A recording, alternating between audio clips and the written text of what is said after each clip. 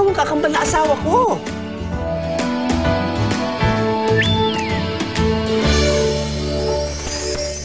Ano kayang ugali ni Tita Camila?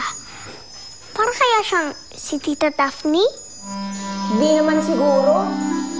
Sigurado ako na mas mabait at mas maalaga yun kaysa sa kanya. Para kaya siyang si Mami?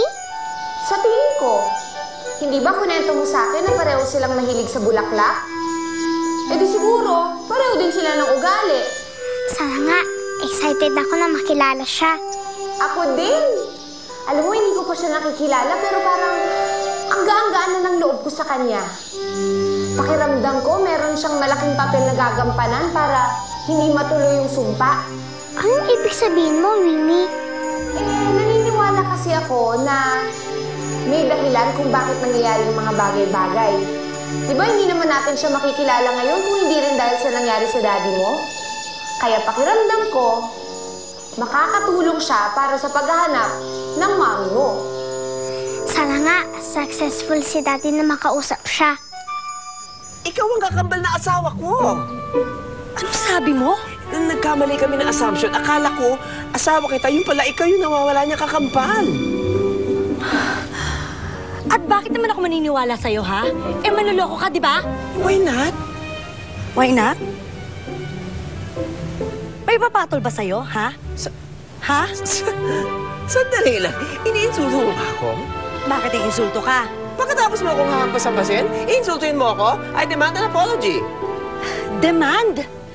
Ikaw pwede kitang i-demanda ng trespassing dito sa pagpasok sa lugar namin. Ano? Isa! Dalawa! Hay! Sandali! Aray ko! Ano? Alis ka na! Ay! Psst! Yung paso namin! Balik mo! Akin na yan!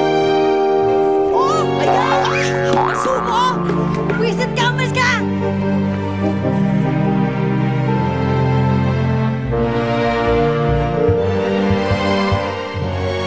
Jane, may sinabi ka ba kay Bong?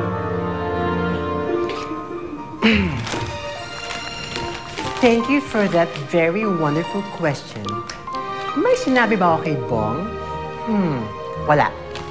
Umamin ka. May sinabi ka ba kay Bong na sikreto ko? Promise, walay talaga. After namin nakita last night, hindi na kami nagkita, no? Sinungaling! Kung ganon, papaano niya nalaman ng sikreto namin ng kakambal ko? Mali ko! Kung hindi ikaw, sino? Sino nagsabi sa kanya? Hindi ko alam. Malay mo, totoo naman talaga sinasabi ni Sir Bong. Baka si Rose nga ang missing twin sister mo. Di rin.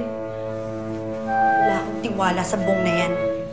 Alam mo, ganyan-ganyan ang karakas na mga manluloko eh. Kakausapin ka, sasabihin sa'yo lahat ng mga gusto mong marinig. Tapos, pag bumibigay na ang loob mo at nakuha nila ang gusto mo, iiwanan ka lang basta, lolokohin ka. Tapos, may syota na palang iba! Teka. Si Sir Bong pa rin ba yung pinag-uusapan natin dito? O ang ex-jowa mong si Abel? Pareho. Bestie, ano ka ba? Isang taon nang nakalipas, simula nung nagkahiwalay kayo ng Abel na yun. Don't tell me, hindi ka pa rin naka-move on, ha? Hindi ko makakalimutan ang panlulokong ginawa ng hayop na yun! Ano ka ba naman? Baka malay mo, totoo nga yung sinasabi sa'yo ni Sir Bong. Baka si Rose nga talaga yung kakambal mo. Ayaw mo nun, meron ka na kagad instant pamilya. Di ba yun naman talaga yung matagal mo nang gusto? Ang magkaroon ng sarili mong pamilya. Ipapakita ko tong wedding picture ni Mommy at Daddy kay Tita Camila. Baka kapag nakita niya to, makukonvince siya na totoo yung sinasabi ni Daddy. Naku, mukhang uulan na yata. Umuwi na kaya tayo? Sandali lang, Winnie. Kailangan ko mapakita to kay Tita Camila. Daisy, mukhang wala namang tao. Umuwi na lang tayo, baka ulanin pa tayo eh. Tita Camila! Tita Camila! Halika na, Daisy. Mukhang wala namang tao. Umuwi na tayo, baka ulanin pa tayo.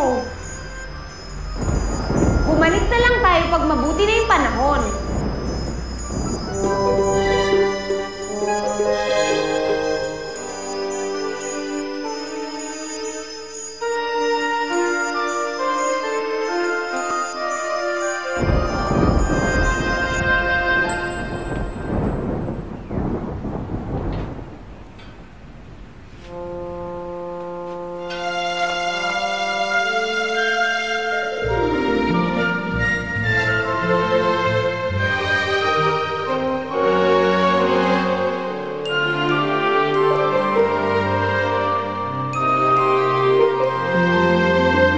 Paano ko ba ito sasabihin sa kanya?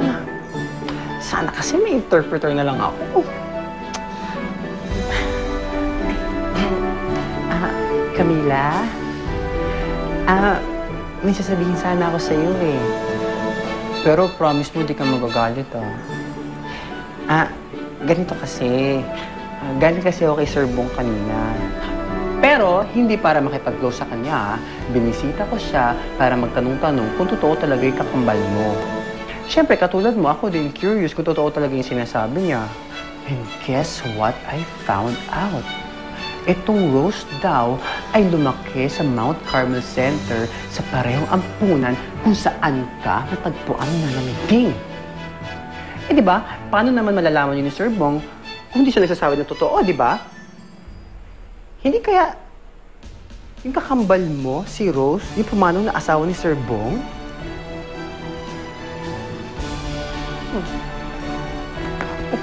Akala ko ba hindi ka magagalit? Ito, tingnan mo. Oh my gosh! Kinasal ka na kay Sir Bong? Ano ka ba? Loko-loko, basahin mo yung likod. Mariusip naman, bes. This can only mean one thing.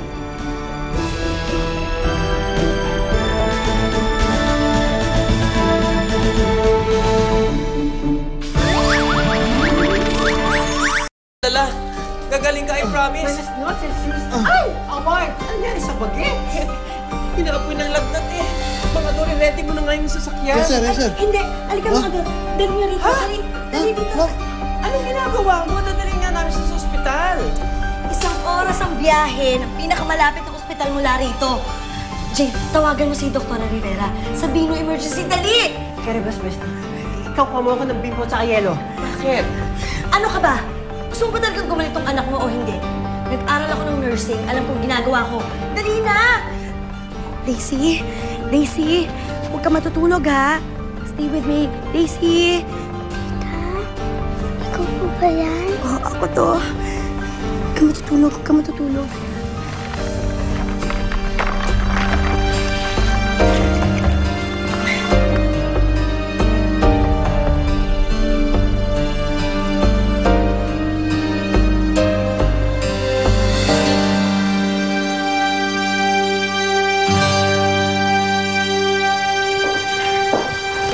Doktora, kamusta na po yung anak ko?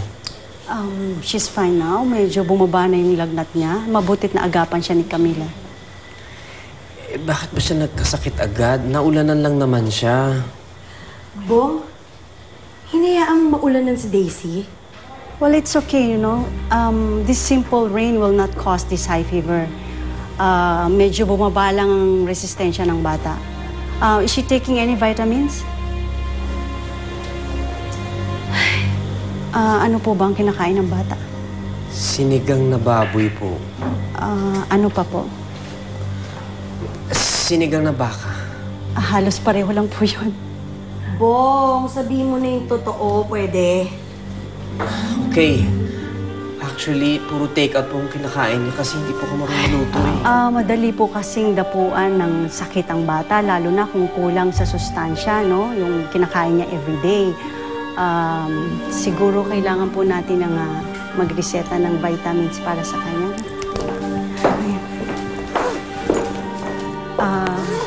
Yung vitamins po na kailangan niyang bilhin.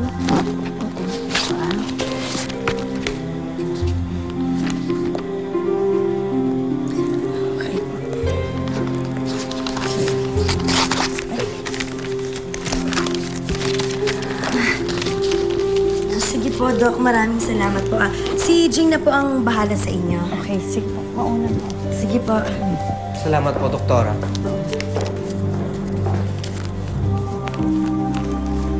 Bong, narinig mong sinabi ng doktor, ha? Puro masusustansyang pagkain ang ipakain mo kay Daisy, hindi puro fast food. Alam mo, Bong, kung hindi ka marunong magluto, mag-hire ka ng katulong. Hindi na kailangan. Kaya kong alagaan ang anak ko. Anong ginagawa mo dito sa bahay na to? Nakalimutan mo naman ginawa mo sa akin? Pumunta lang ako dito para ibalik sa inyo to. Sa inyo yan, eh.